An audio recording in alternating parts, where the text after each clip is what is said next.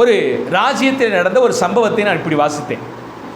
என்ன அப்படின்னா, ஒரு ராஜா ஒரு சிற்றரசனை என்ன செய்கிறாருன்னா போர்க்களத்திலே சந்தித்து அந்த படைகளை வெற்றி கொண்டு அந்த ராஜாவையும் கைது பண்ணி கொண்டு வந்துடுறாரு.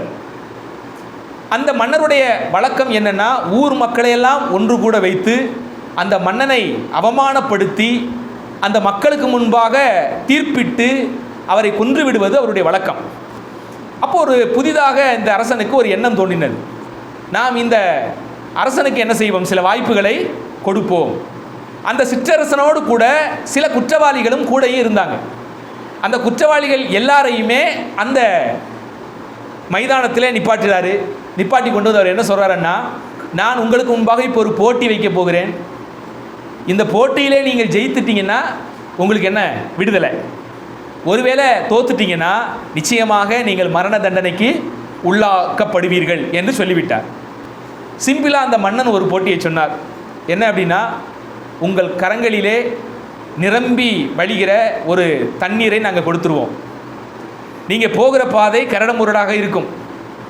அந்த கரடுமுரடான பாதைகளை ஒரு சொட்டு தண்ணி கீழே சிந்தாமல் நீங்கள் அங்கிட்டு கொண்டு போய் சேர்த்துட்டீங்கன்னா உங்களுக்கு என்ன விடுதலை என்று சொல்லிட்டார். எப்படி போட்டி பாருங்க.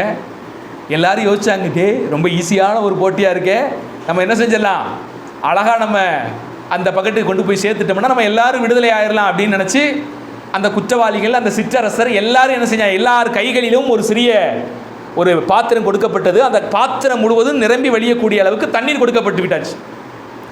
இப்போ எல்லாரும் அவங்களுக்கு ஓட்டப்பாதை, அந்த பாதையில் என்ன செய்கிறாங்க, நடந்து வேகமாக நடந்து அந்த இடக்கு அந்த குறிப்பிட்ட நேரத்துக்குள்ளே கடந்து போகணும்.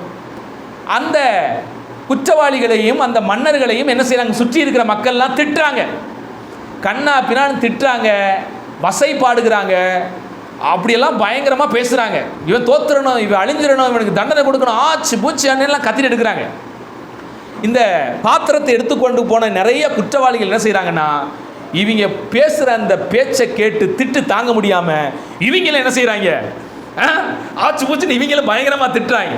அப்படி திட்டி ஆச்சு பூச்சி எமோஷன் ஆகும்போது அவங்க பாத்திரத்தில் இருக்கிற தண்ணி என்ன செய்யுது, கொஞ்சம் கொஞ்சமாக அலசடி பண்ணி கீழே ஊற்ற ஆரம்பிச்சிருச்சு. ஆனால் அந்த சிற்றரசர் மாத்திரம் என்ன செய்கிறாருன்னா, இவரையும் திட்டுறாங்க தான், இவரையும் ஏச்சு பேச்சு பேசுகிறாங்க தான், அங்கங்கே தூக்கி சில பொருட்களை கூட வீசி அடித்தாங்க தான். ஆனால் இவர் ஆடலை அசையலை, பொறுமையாக என்ன செஞ்சிட்டாரு, கொண்டு வந்து அங்கே சேர்த்துட்டார். இப்போ நல்லா கவனிங்க, இவர் வெற்றி பெறுவதற்கு காரணம் என்ன, காரணம் என்ன, பொறுமை.